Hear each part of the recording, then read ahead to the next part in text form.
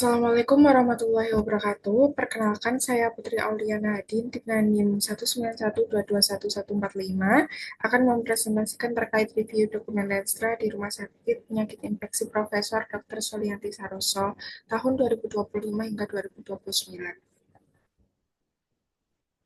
Jadi berikut ini merupakan topik pembahasan dalam presentasi kali ini. Yang pertama terkait dengan profil singkat dari Renstra RSPI Sulianti Saroso tahun 2025 hingga 2029. Jadi visi RSPI Sulianti Saroso sendiri adalah menjadi rumah sakit dengan pelayanan unggulan penyakit infeksi di level Asia dengan pertumbuhan berkelanjutan. Nah, untuk mewujudkan visi tersebut, RSPI menetapkan misi yang berfokus pada 6 aspek utama, jadi memperbaiki pengalaman pasien melalui perbaikan kualitas pelayanan dan fasilitas pendukung, meningkatkan kualitas pemberi layanan melalui peningkatan produktivitas kerja, meningkatkan mutu layanan klinis melalui standarisasi pelayanan, meningkatkan tata kelola rumah sakit melalui digitalisasi layanan, memberikan kemampuan untuk meningkatkan kapabilitas jaringan rumah sakit secara nasional, serta menyelenggarakan pendidikan, pelatihan, dan penelitian yang berkualitas, inovatif, dan juga implikatif. Nah, kemudian RSPI ini juga menetapkan 3 pilar strategis sebagai landasan pengembangan. Yang pertama, menjadikan rumah sakit dengan pelayanan unggulan penyakit infeksi terbaik Asia, menjadi rumah sakit pengampu nasional untuk penyakit infeksi, menjadi penggerak atau penyelenggara pendidikan, penelitian, dan juga pelatihan pelayanan penyakit infeksi. Nah, sejalan dengan pilar strategis tersebut, ditetapkan pula jumlah tujuan yang lebih operasional yang meliputi terwujudnya kualitas pelayanan dan fasilitas pendukung yang baik, terwujudnya kualitas pemberi pelayanan melalui peningkatan produktivitas kerja, terwujudnya peningkatan mutu layanan klinis melalui standarisasi pelayanan, terwujudnya peningkatan tata kelola rumah sakit melalui digitalisasi layanan, terwujudnya program pengampuan untuk meningkatkan kapabilitas jaringan rumah sakit secara nasional, serta terselenggaranya pendidikan, pelatihan, dan penelitian yang berkualitas, inovatif, dan juga implikatif. Berikut ini dasar hukum yang digunakan dalam pedoman Lenstra RSPI Sulianti Saroso tahun 2025 hingga 2029. Yang selanjutnya adalah analisis SWOT RSPI Sulianti Saroso. Jadi pada faktor internalnya meliputi aspek kekuatan atau strength yang dimana pada aspek ini RSPI Sulianti Saroso sudah berpengalaman dalam pelayanan penyakit infeksi. Yang kedua, RSPI juga sebagai Center of Excellence, kemudian memiliki kualifikasi dan kompetensi SDM PIE yang handal sebagai rumah sakit tipe A dengan layanan unggulan infeksi, memiliki pelayanan non-infeksi yang berdaya saing, fasilitas perawatan desain khusus infeksi, memiliki kewenangan menerbitkan sertifikasi vaksinasi internasional, memiliki clinical research unit dan database penyakit infeksi potensial KLP, memiliki jejaring dengan mitra dalam negeri, penyelenggara pendidikan dan pelatihan, rumah sakit yang menerapkan pola keuangan PLU, serta sebagai rumah sakit pendidikan afiliasi FKUI RSCM. Sedangkan pada aspek kelemahan atau weakness-nya, sarana dan prasarana layanan penunjang belum lengkap sehingga pelayanan belum optimal. Sistem informasi rumah sakit belum terintegrasi secara menyeluruh, keterbatasan jumlah tenaga medis, rujukan pasien infeksi masih terbatas, budaya kerja belum optimal, kemudian upaya promosi dan brand awareness layanan belum optimal, implementasi clinical pathway dan evaluasi PPK juga belum optimal, serta image sebagai rumah sakit infeksi yang dimana menyebabkan masyarakat enggan datang untuk berobat. Selanjutnya pada faktor eksternal yang meliputi aspek peluang atau opportunity, jadi memiliki jejaring dengan mitra luar negeri, seperti NCGM Jepang, Erasmus University Belanda, dan juga Inarespon.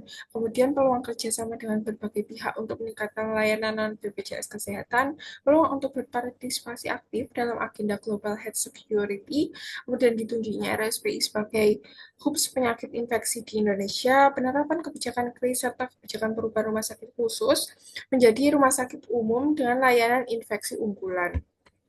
Kemudian pada aspek tantangan atau threat-nya, meliputi perkembangan rumah sakit sekitar yang semakin pesat dengan kualitas pelayanan dan fasilitas yang baik, lahan bukan milik sendiri sehingga pengembangan layanan masih terbatas, terbatasnya dukungan anggaran dari pemerintah ke rumah sakit PLU, masyarakat semakin mudah akses informasi yang dimana menyebabkan tuntutan masyarakat terhadap kualitas pelayanan kesehatan semakin tinggi, dan juga kebijakan BPJS dalam pengelolaan JKN yang dapat membatasi akses pasien dalam mendapatkan layanan kesehatan.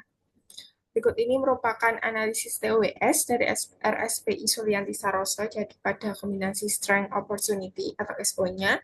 Terdapat beberapa strategi yang bisa dilakukan. Jadi yang pertama melalui pemanfaatan jejaring nasional dan internasional, mencapai akreditasi internasional, kemudian peningkatan pendapatan layanan non-JKN hingga penambahan alat kesehatan yang canggih.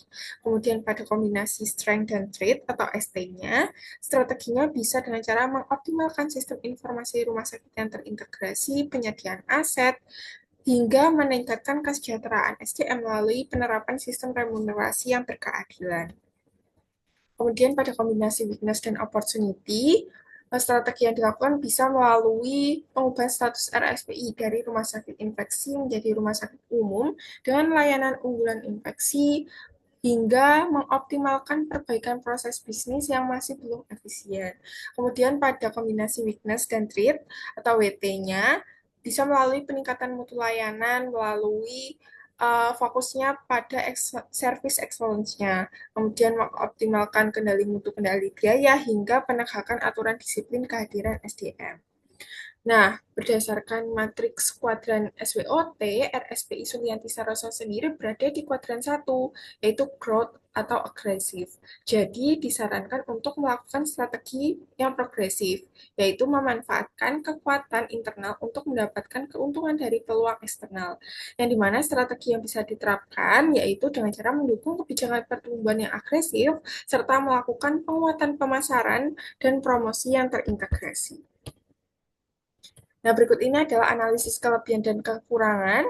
Jadi yang pertama adalah kelebihan atau sisi positif, yaitu meliputi kekuatan SDM dan pengalaman institusi. Jadi di RSPI ini eh, memiliki kompetensi SDM yang sudah kuat dan cukup handal dalam pelayanan penyakit infeksi serta pengalaman panjang sebagai rujukan nasional, yang dimana hal tersebut sesuai dengan pendekatan resource based view, yaitu keunggulan organisasi dibangun dari sumber daya unik dan kompetensi yang sulit ditiru menurut Barney tahun 2020. Kemudian yang kedua yaitu fasilitas dan infrastruktur unggulan. Jadi RSPI Sulianti Saroso sendiri memiliki fasilitas isolasi yang ketat, ICU infeksi, hingga unit pemulasaran jenazah khusus yang dimana jarang dimiliki oleh rumah sakit lain, yang dimana hal tersebut sudah menjadi keunggulan fasilitas dan meningkatkan daya saing sebagai Center of Excellence. Nah, kemudian ada jejaring nasional dan internasional, seperti yang sudah dijelaskan di awal. Jadi, RSPI ini sudah menjalin kerjasama dengan mitra luar negeri seperti NCGM Jepang dan juga Erasmus University Belanda, serta ada keselarasan dengan kebijakan pemerintah. Jadi analisis eksternalnya berhasil mengkaitkan peluang dengan kebijakan transformasi rumah sakit vertikal, penerapan KRIS, serta perubahan status RSPI menjadi rumah sakit umum unggulan infeksi. Kemudian dari kekurangan atau sisi negatif yang ditemukan, yang pertama kurangnya data kuantitatif, jadi indikator seperti budaya kerja yang belum optimal dan sistem informasi belum terintegrasi tidak dilengkapi indikator numerik. Jadi yang kedua, hal tersebut memperlemah dokumen Renstra yang ada. Kemudian analisis citra publik yang lemah. Jadi RSPI menyebut adanya stigma masyarakat terhadap rumah sakit infeksi, tetapi tidak menyertakan data survei persepsi atau kepuasan pasien. Yang dimana menurut Institute of Medicine tahun 2001 persepsi publik itu penting dilakukan karena untuk meningkatkan patient-centered care. Kemudian ada minim benchmarking dengan pesaing, jadi tidak ada pembanding harga layanan, mutu, fasilitas, ataupun pangsa pasar, serta belum ada analisis resiko yang sistematis. Jadi, resiko terkait pendanaan pemerintah, digitalisasi, maupun perubahan regulasi belum diuraikan secara mendetail. Kemudian usulan perbaikan terhadap dokumen Renstra ini, yang pertama adalah penguatan analisis kuantitatif, jadi menambahkan indikator numerik dalam analisis internal yang bertujuan untuk meningkatkan validitas perencanaan strategis. Yang kedua, benchmarking dengan rumah sakit pesaing yang bertujuan untuk memahami posisi kompetitif dalam industri layanan kesehatan. Yang ketiga, menganalisis persepsi publik dan citra organisasi, jadi untuk mengukur dampak stigma sebagai rumah sakit infeksi, serta perincian indikator SMART, yaitu specific, measurable, achievable, relevant, dan juga painful.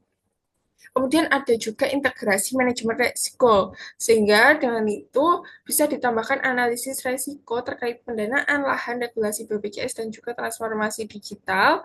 Dan yang terakhir adalah strategi pemasaran yang lebih agresif dan inovatif, yaitu dengan cara memperkuat branding RSPI tidak hanya sebagai rumah sakit infeksi saja, tetapi juga sebagai pusat layanan umum yang dengan unggulannya tetap layanan infeksi. Jadi kesimpulannya, dokumen Renstra RSPI Sulianti Saroso 2025 hingga 2029 sudah memuat visi dan strategi yang progresif dalam menjadikan rumah sakit unggulan infeksi di Asia serta pusat pendidikan dan penelitian. Jadi kelebihan atau sisi positif yang didapat yaitu kekuatan SDM yang kompeten, fasilitas pelayanan infeksi yang komprehensif, jejaring kerjasama nasional maupun internasional, serta adanya dukungan kebijakan pemerintah. Sedangkan kekurangan atau sisi negatif yang didapatkan yaitu analisis internalnya masih deskriptif, yaitu kurang data kuantitatif, terbatas pada pemetaan ancaman eksternal tanpa benchmarking yang jelas, belum ada integrasi analisis risiko secara sistematis. Sehingga usulan perbaikannya yaitu meliputi memperkuat analisis kelemahan dengan data kuantitatif, melakukan benchmarking, menyusun indikator kinerja dengan pendekatan SMART, melaksanakan survei persepsi publik, serta memperkuat citra RSPI. Berikut ini merupakan referensi yang saya gunakan. Sekian, terima kasih. Wassalamualaikum warahmatullahi wabarakatuh.